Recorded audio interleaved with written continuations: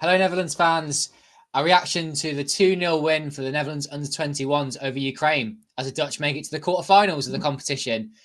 If you're here today, well, you are very welcome to come and join Mike and I as we talk about the game and the tournament so far for the under-21s. You are a die-hard Football-Oranje Dutch football fan coming to watch us do this. We thought it'd be popular. We did a live stream after the last Netherlands game, and you guys said, can you give us some under-21s content? And here we are. So if you are watching live, do give us a comment, give us a like and subscribe if you're new. And if you're not watching live, do love drop us a comment down below anyway, and just let us know what you've been thinking of the tournament, of the players, of the really bizarre squad selections from Michael Reisiger, and much else besides. Now, Mike, you watched the game, a 2-0 win over Ukraine, and the Netherlands are knocked out because it did look like they were going to be going home early. Yeah, I think anyone that's watched those first two games would have their head in their hands thinking, oh God, this is like a disaster, going to be a disastrous tournament. But yeah, they got the win today. Again, it wasn't an overly great performance. They just were clinical, and Ukraine really didn't create much with the possession that they had. But yeah, once again, maybe Michael Reisiger got some of his selection right today, but then he also now ruined it with some of his substitutions. So yeah, I guess it's still up in the air whether he's actually having a chance of keeping his job post this tournament, because it showed Nigel de Jong in the crowd watching on, and I don't think he'd have been exactly overly happy by what he's seen from the Netherlands in this tournament so far. And who are they going to face in the last 8? They have the delightful prospect of facing Portugal, who have looked absolutely deadly in this tournament so far. So yeah, it's going to be a tough one. Yeah, I mean, I will admit now that I didn't watch the game today. I mean, Mike knew this beforehand, but I did watch the first two and just thought how flat it was. Everything was going through Ruben van Bommel, and I thought it was okay at times, but being the only danger really. And it just is like I just came to expect more. I thought Valenta would start the first game. He didn't. Got to start the second game. Still came off, I think. He's tried to use the same 15 or 16 players, hasn't he? Pretty much. I thought Poku had a good game in the second game in the group. Who stood out for you tonight, Mike? Probably in terms of the best players on the pitch, again, Van Bommel was lively. I think Flamingo did well in midfield, so he got moved up to 6th position. I think he did okay there. And yeah, I think Van Bergen did better in the striker position than what we've seen from Ohio. He didn't have many chances, but when he got his chance, he took it clinically, which is something we can't say for Ohio, who also came off the bench and missed a really good chance. So yeah, I think Van Bommel has probably been the best player so far this tournament for the Netherlands, and that's surprising for me when you consider that they've got players like Ian Maatsen, Jarell Hato, Kenneth Taylor, and you probably say the 3 of those have been the worst. Why do you think that is, that these 3 key players coming to this have just underperformed? I looked at Maatsen and was baffled as to why he wasn't like overlapping his winger, wasn't showing the qualities that I've seen from him this season playing for Villa. Taylor too, should be pulling the strings and getting into attacking areas. Not really seeing much from him. I think there are 2 criticisms I can think of. I wonder what you think. First one being players are knackered. It's been a really long season. But Maatsen wasn't first choice for the left back throughout most of the season. So he can't be tired out of playing like 50, 60 games. He hasn't played that many. Whereas for the other reason, Reisiger, is he just an awful head coach or what? He comes across really poor for me. Yeah, I think he got a lot of credit because they won all their qualifying games in a group with Sweden and Georgia. But on paper, you'd say, yeah, it's a great achievement, and no other nation did it. But there are games on paper that the Netherlands should be winning with the quality they've got. And yeah, he seems to have just had a head loss coming into this tournament. I don't know what he's thinking, but he threw out his standard formation. He's stuck to players who are completely out of form. He seems to have his favourites who won't even come off during games, even though they're playing poorly. And yeah, in press conferences when he's been asking about some of the squad selection, he's been very dismissive to reporters, and basically been very bullish about his choices, which have been wrong. Even today, Netherlands were cruising 2-0 up. He brought on Regier, who had an awful game against Finland. And I'm surprised that he even brought him on because he was absolutely terrible against Finland. And then within 5 minutes, he gets sent off.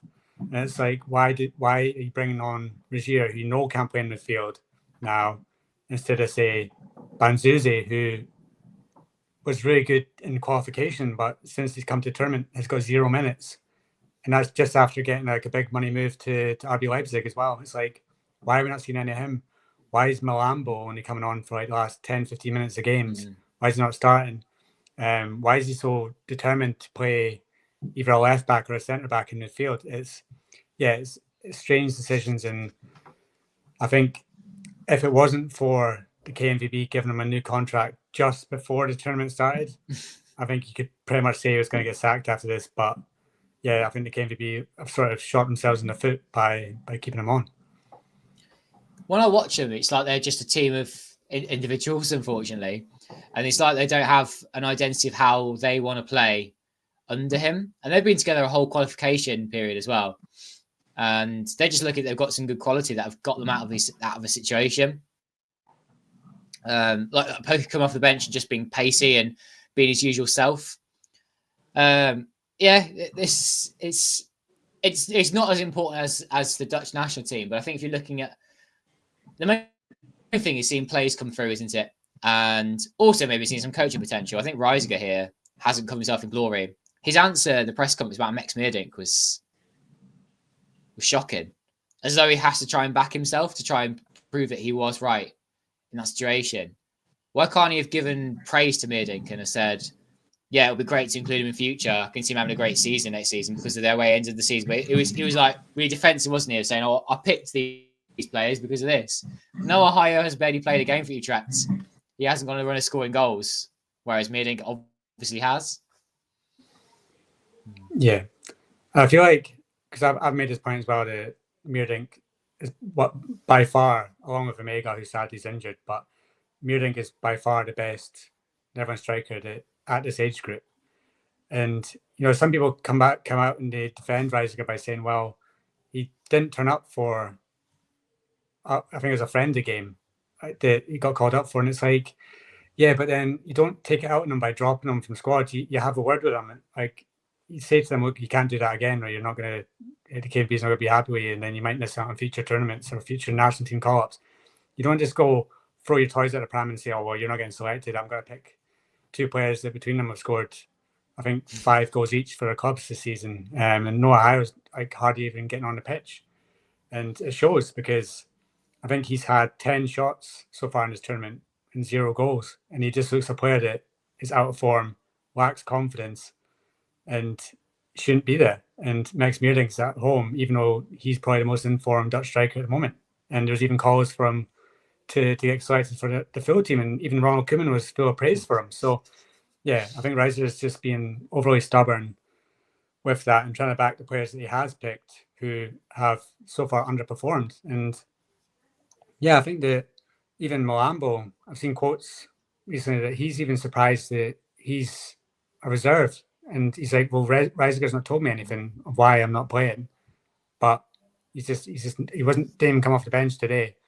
And yeah, he's like picking like Bjorn Meyer to come into the midfield, Regier to come into the midfield, Salah Ad-Din over actual natural midfielders who are in form. Yeah, the left back to midfield was so weird. It's like he thinks he's got an embarrassment of riches at left back, so he has to play them somewhere else. And anyone that can play fullback apparently can now play as a defensive midfielder. It's not how it works. And Martin definitely isn't right for that. What a strange thing to do. Because you watched qualification games. Did he ever do that then? Yeah. And like a few of the stars that were in qualifying, so Ezekiel was one of the stars in qualifying, and he's a defensive midfielder. Mm-hmm. And he played really well for Sparta on loan. But it comes to the tournament and he gets dropped. And it's like, well, why are you picking 5-6 left backs in your squad and not taking the one defensive midfielder you could have had? I understand that Dirk Proper would have probably played the role had he been fit, but you need to have a backup. You need to have more midfielders. Like for me as well, Joel Hato has been really poor this tournament because he's not played centre back that much this season. he's not really played there for Ajax. He's more of a left back now. So you're having him playing centre back when he's meant to be playing left back. You have a left back in Maatsen playing there, and then you try and put one in the field. It's just disjointed, and all the players look like they don't know what's happening. And the defence just looks open all the time. Even in the game today, Maatsen was out of position constantly, and you just see him like trying to fly back to get back to help out the defence. But yeah, it's because he's probably not being given instructions, and this is coming from Reisiger, who was a fullback, so he should know this. And yeah, I think it comes down to very poor coaching, a bullish squad selection, and yeah, just some players getting picked who are not in form at all. Let's open up the floor to some live comments. People are here live. Woo! People remembered that we're doing this today. So one of the most recent ones come in was this one about Wrench and Taylor not looking great quality. You can see that Wrench has been given the captain's armband, probably because he's one of the most high-profile players in the squad with the team he plays for now. But yeah, haven't impressed in at least in the couple of games I've seen anyway. LK, he's here, said that we should have called up Zekiel with proper injured. Do you think there's any reason why that hasn't happened? We're missing something, or is that just an oversight? I think it's an oversight. I think that Proper got injured and he picked up Valente. I think that once he didn't select Valente, I think there was a lot of people that were like, what are you doing? Why are you not selecting him?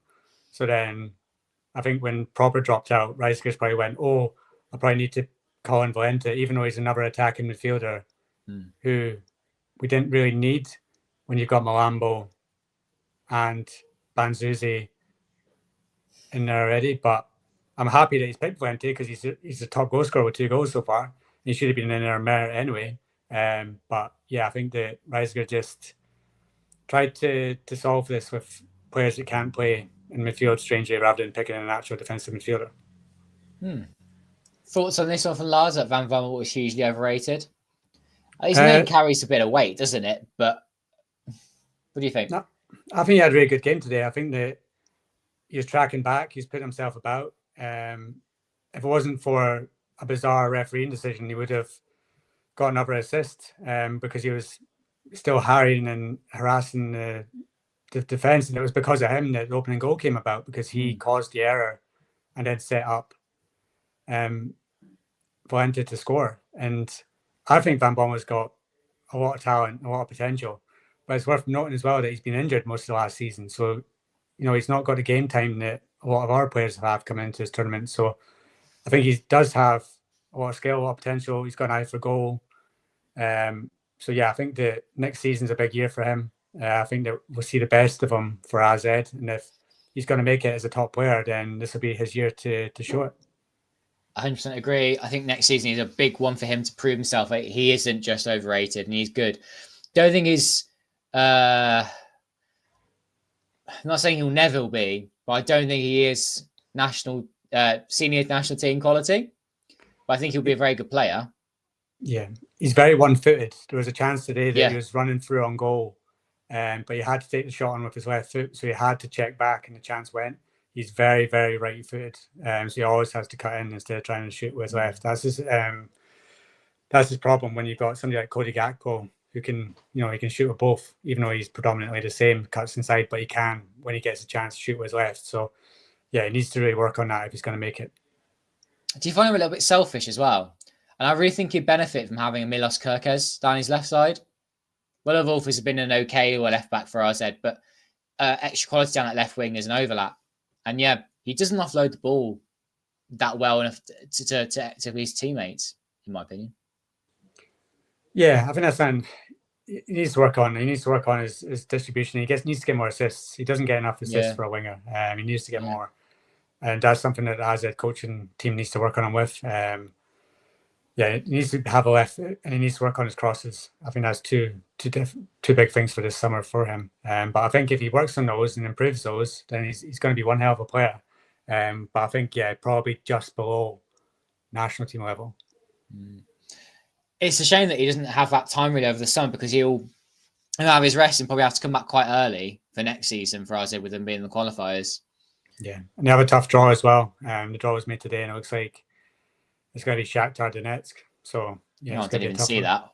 Brilliant. I thought they were seeded. What's going on there? Well, Shakhtar have to get through their tie, but Shakhtar are playing a team that I've never heard of. No disrespect to the team. So Shakhtar are unseeded in the second round of Conference League qualifiers. Yeah. What? Yeah, it doesn't make any sense to me. I'm sure it's Shakhtar Donetsk that they've got.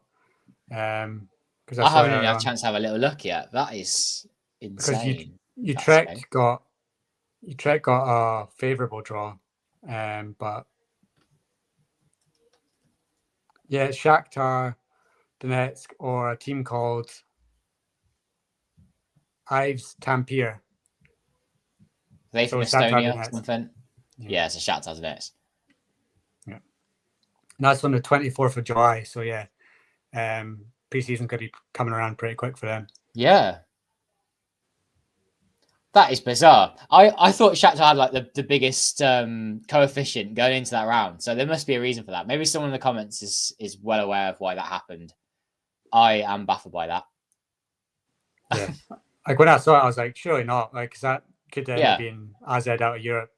Because AZ have got amazing coefficient. And Shakhtar, I thought, had a good one too. Yeah.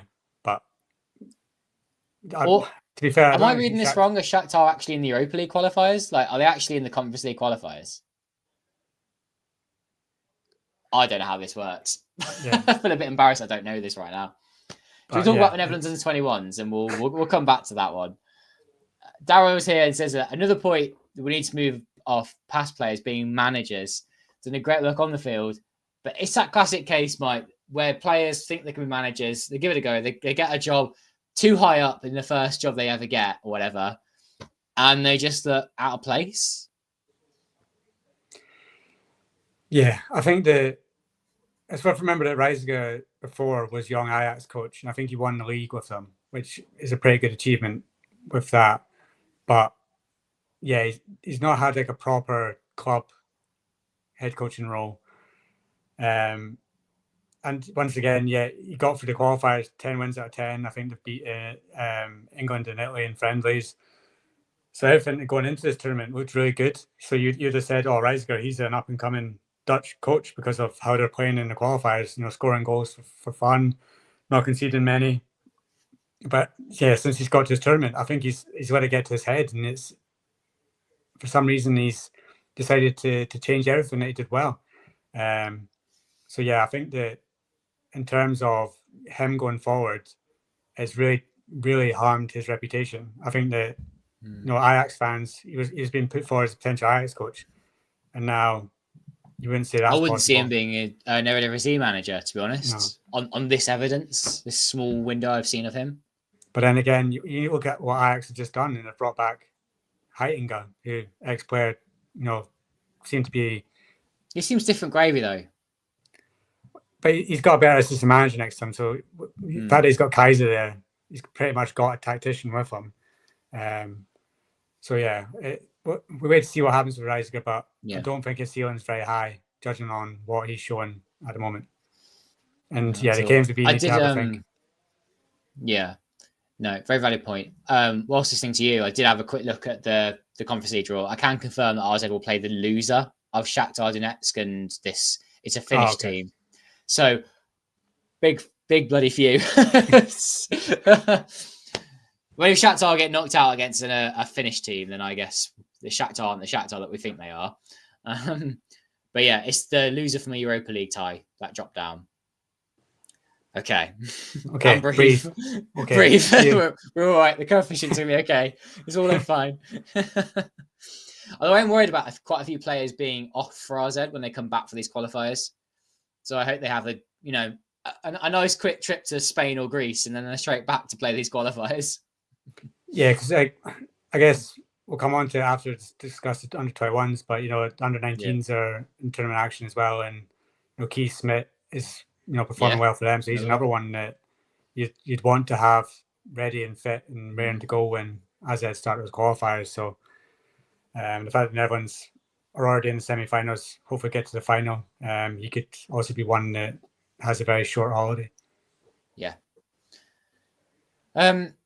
Before we talk more about the under-21s, just because you brought it up there, talking about the under-19s, I haven't seen any of their games. Can you just let us know, in case some of us watching aren't aware as well. How have they been getting on in their own tournament? What is the tournament they're playing in, and what have their results been? Yeah, so they've also got a European Championship, so under-19 European Championship. They were placed in a group of death, so they were in with Germany, England, and Norway. There's only 2 groups, so it's quite hard to make it to the tournament. Then you need to be top 2, and then if you get top 2, then you make it to the semi-finals. So so groups are always going to be pretty tough. The first game was against Germany, and Netherlands won it 3-0. Keith Smith, again, one of the stars, and also the Sparta Rotterdam winger, Ufkir, who was, the star man in qualifying as well, right winger. He scored twice in that game against Germany, and he looks like a top talent. Again, one who is dual citizen, so it might be one that Netherlands have to fight to try and keep if he does progress like he is now, because he could eventually go and represent Morocco. But then, they came up against Norway, and there's another 2-0 win. Smith scoring again, and then Konadu got the second, the Ajax striker. So that meant that because England and Germany drew 5-5. Yeah, that was crazy. I saw the goals in that. Netherlands already through, and they're already assured of top spot in the group. Whatever happens in the final group game against England. So, it's really good performances so far. Really good results. Really, really strong team as well. You've got Tiger Land in there. DC Janssen, the Ajax centre-back. The goalkeeper that Ajax are just about to sign as well, Hirkins from Sparta Prague. He's been really good so far. And Javiro Reed, who was one that a lot of people were surprised was left out of the under-21 squad, is there as well. So, it's a really talented team, really good players, and they look on course for a semi-final that could be against somebody like Romania or Denmark, and then you've got somebody like Spain or England in the final. Who's their manager? I think his name is. He's leaving after this tournament. He is a KMVB coach. Sorry, I put you on the spot with that one, didn't I? It's not knowing the answer myself. Because I want to say it's Martin Ruza.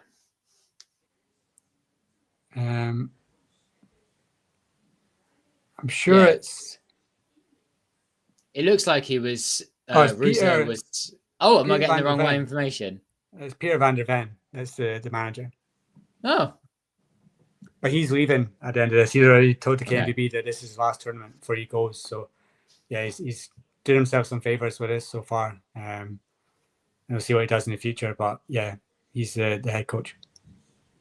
Okay. I'm surprised we've chatted so much about this, given that I didn't watch the game and we're talking about Inter-21s, but we can talk about football, especially Dutch football, all day, Mike. And people's comments are still here and haven't been brought up, like most of them. Alexander's here said Van Bommel looked excellent. So going to the comment earlier saying that he's overrated, he thinks that he's excellent and will make a good addition to the grown-up Ardania soon. Martin also good, Ohio not so much. I guess did Martin play better than here for Alexander to get a good impression? Given that I didn't really think he had for the previous couple. But I think Martin's the most plays it. When he wants to play well, when he really is going to go for it, he does, and he plays very well. When he's not so interested. When he's already got a tainted reputation, and it's definitely in his mind anyway, about being with under-21s. He doesn't want to be with them anymore. He wants to be with the senior side. Yeah, and you got to hope that coming up against Portugal, coming up against a really talented side, that he sees that as an opportunity to say, look, I am worthy of a full national team squad selection, because his performances so far in this tournament, I would say, he's not worthy of a call-up. But I would say the same for most of the players on this side, even Jarell Hato, and he's going to be around for years to come. But so it's up to Ian Maatsen to show it, and hopefully the fact that it's the knockouts mean that he is going to turn up. Because for Aston Villa, I thought it was a real quality player playing for a team in the Champions League, 6th in the Premier League. I don't know. Yeah, the last game of the season he played as well against Man United, he was really poor in that one. It's uncharacteristic given how he played against Spain and some of the other Premier League games. What else have we got then? Let's get some different people up if there have been any of the commenters. Dara did ask actually, and Dara's also in Ireland. What is the best way to watch under-21s, under-19s? Now, of course, we're both in the UK, so our answer is only going to help here for people that live in the UK. But we watched it. We can watch them on Channel 4. Is that right, Mike? Yeah. So in the UK, they've got a Freeview channel called 4/7. That they've shown the last two games, and the first one against Finland was live on Channel 4's YouTube channel. So that's where I've managed to watch them so far, which is great. No UK channel showed the last Netherlands game against Malta, so the fact that we're able to watch under-21s on terrestrial TV is outstanding. In terms of the under-19s, I know that the final group game against England is being shown on the BBC website, but it's also through the UEFA TV website. So on the UEFA website, you'll be able to watch them. Depending on what territory you're in and where you are, you just need to check the UEFA website. I'll give you a list. What I found handy is if I Google Netherlands games on TV, there's a website that shows you basically every Netherlands game that's fixtured and when it's scheduled, what TV channel it's going to be on. I need to see this. And it's got like live football on TV.com or something like that. But if you just Google Netherlands games on TV, it's usually the first one that comes up. Netherlands games on TV. Well, that tab's open for later. Thank you very much. What else we got in the comments? Lars is bringing up how Dijkstra is really good for the under-19s. I had read this on... I was on Reddit and I read that he's been playing really well. He's the RZ fullback, isn't he? He's a left back, from what I know. Yeah, and he's been moved about because I think he started the first game at right back because Reed was out, and then moved to left back, and he's been very good. But you can say the same for the whole under-19 squad. I think the whole team has performed. Two games, 2 wins, 2 clean sheets. I mean, you can't ask for more. And yeah, let's just hope that he gets the rest players against England, and then he can really go for the win.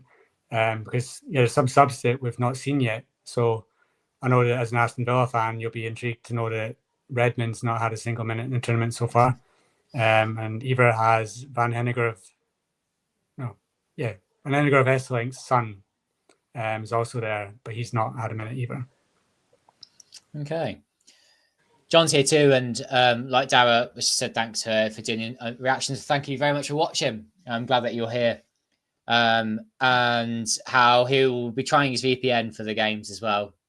Now that we know that, so good job. You got one of those. I mean, I just still do the filthy streams, to be honest. Just find Soccer Streams 101. Hesgoal's still around. There are also ways of watching it, but then you got all the ads and all that. But if there's no other option, it's always there. Yeah. We've done a really good half an hour, Mike. I mean, I'm still happy to keep chatting Dutch football, to be honest. Chat for hours, but well, that's what just coming in about the Utrecht and RZ possible opponents.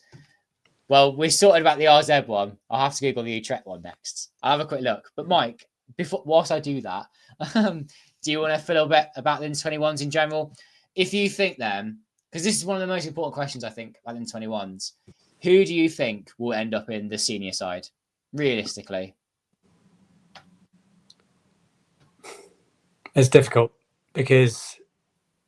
Does that mean no one? Well, there's a couple that are already there. So I think that, Madsen and Hato are pretty nailed on to be there.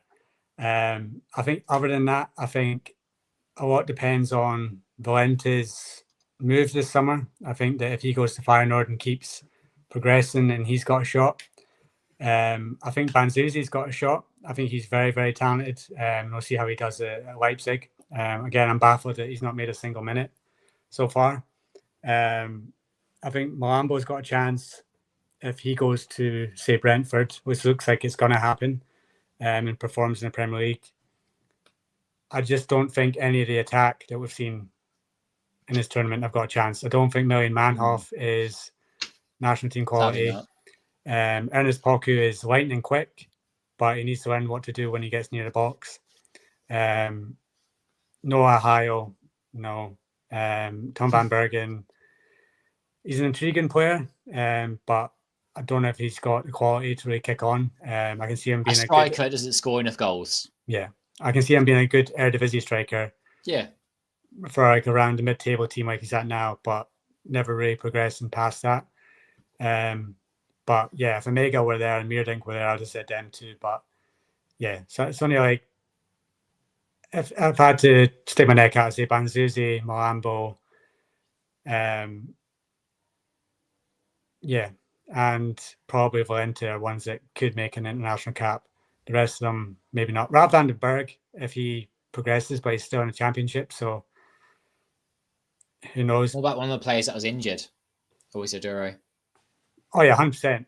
If he doesn't get pinched by is it Ghana who're trying to get him? He doesn't get pinched by them, which I can't see happening. But yeah, I think he would have been in the Netherlands squad if it wasn't for this tournament, because he got injured after the Netherlands squad was announced. So I think he would have been the third choice if he wasn't already coming to this tournament, because let's be honest, he's better than Kjell Sherpen. So yeah, he should have been in there. But yeah, he'll definitely make his international debut, hopefully the next coming year, so we can just basically fight off Ghana for him. Couple more questions for you, Mike. Is Van Bommel suitable as a striker? It's intriguing because I think his best asset is his shooting. So I think he could be. I think if Cody Gakpo can do it, then it's possible. But again, he's not two-footed. He's very, very, very one-footed. So that might harm him. And then does he have, say, the hold-up play, heading ability, awareness to play for the middle? I mean, he's never done it for AZ, as far as I'm aware. But I would be intrigued to see it because he does have attributes that could be worthwhile. But I can't see it happening at AZ with Meerdink there. So I don't know who will ever move him into that position. Mm-hmm. Lars, you're very welcome for your kind comment. Thank you for watching. Thank you for being here. I'll say on the under-21s is I can't see a chance that Divine Wrench gets anywhere near the national team if he keeps playing the way he's playing for the under-21s. Oh, no, absolutely I think he's a terrible player. Really lacks quality. Bit harsh. I'm not his biggest fan, but terrible player. Yeah, I don't think he can defend. I think the defense looks an absolute shambles, and it's usually his side that's coming down. He doesn't really offer anything into the attack. I think if you look at the quality of fullbacks that Netherlands has at the moment on the right back position, unless he improves at Roma, which I've not checked recently, but I don't think he's a starter for Roma, then yeah, I can't see him coming back into the fold anytime soon. I can see him being another Ricardo van Rijn. Ah! Yeah. Unfortunately, if Ricardo van Rijn, if you're watching, we're very sorry. But it hasn't worked out for him, has it? Let's be honest. He's playing for an amateur side and he's not even 30, or he's around 30. But yeah, I agree. Wrench probably will fall back to the Netherlands Eredivisie side, fall back to the KKD, the second tier. Then we'll see how it happens after that. Another comment for you, Mike. Have you watched Omega play? I know you have. Yeah, several times. I've watched, because of Strasbourg, because he was doing well. I was watching a few streams of them play when they're playing bigger teams. I watched them score against PSG. I've watched a few games, and I've watched most of the Netherlands under-21 qualifiers that he was playing in, as well as I saw it was him and Ohio at the time. Ohio was getting the nod because he kept scoring, and then Omega basically took over once he started playing well for Strasbourg.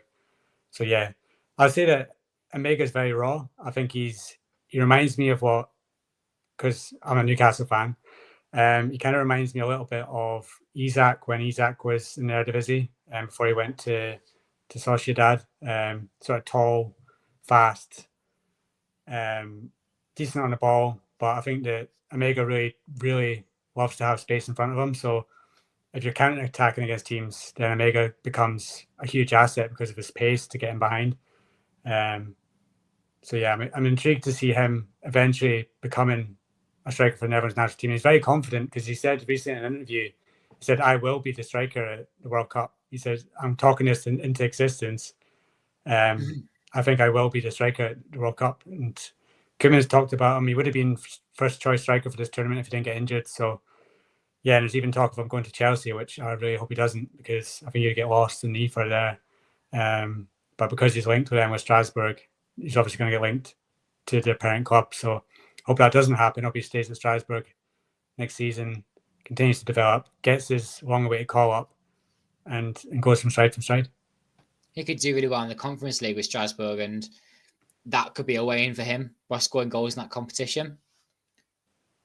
Yeah, 100%. We have got some of the comments about players, but I think coming away from this, to finish our show today, this is a really good question. Which Dutch club would you send to the Club World Cup? There are 2 Portuguese clubs there, a league akin to our own, if you like. It was sad to not see a Dutch team there, but I think maybe in 4 years' time, there might be, if one can be consistently good in the coefficient. The competition itself, I haven't watched a single second of the thing, because I do need a little bit of a rest in football over this summer break before we go again. And it doesn't really interest me, to be honest. But it seems like a really well-funded, lots of money in the competition. So it'd be great to see a Dutch team there if that's going to benefit them. Yeah, who would you send? I mean, in another 4 years' time, this could be a very different question. But if you were to send one this year, who?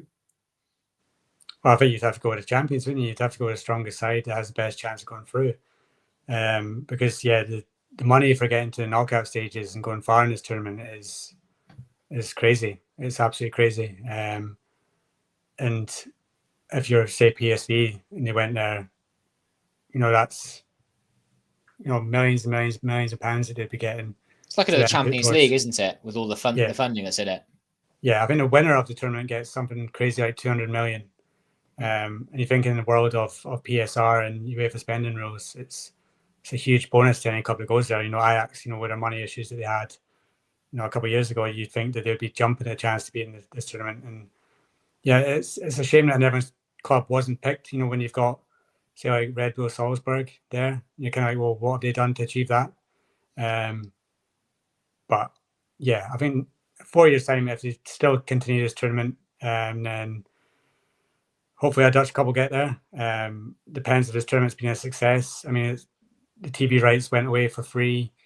Some of the stadiums have looked half empty when the game's being played in America. So, yeah, we need to see, apart from the clubs that get all the money, who's actually going to be asking for this tournament to come back in 4 years' time. Fair point. Thank you, everyone, for watching this podcast that we've done, this live show. If you enjoyed it, do give it a like, give it a big thumbs up now. Subscribe if you're new. And Mike, what say you? Shall we come back after the quarterfinal against Portugal? So the Portugal game is on Saturday. By that time, Netherlands U21s have played the final group game as well. So yeah. I think it'll be a very depressing stream. I think it'll be a case of Netherlands are out after a comprehensive beating from Portugal. But yeah, why not? Yeah, let's do it. Maybe if the U19s keep going, we will make another reason as to why we keep meeting and talking. Could be worth it. Yeah, so thanks everyone for coming. And if you didn't watch this live, again, same things to you. Thank you for watching. Drop a comment down below. What do you think about it all? And just randomly, because I said I'd talk about it again, Utrecht have got the winner of Skandia from Moldova or Pristina from Kosovo in the Europa League second qualifying round. It's not a bad draw for them either. And you're very welcome. It is time for us to go anyway, so thank you for watching. I better have some food after drinking this. See you all later. Bye.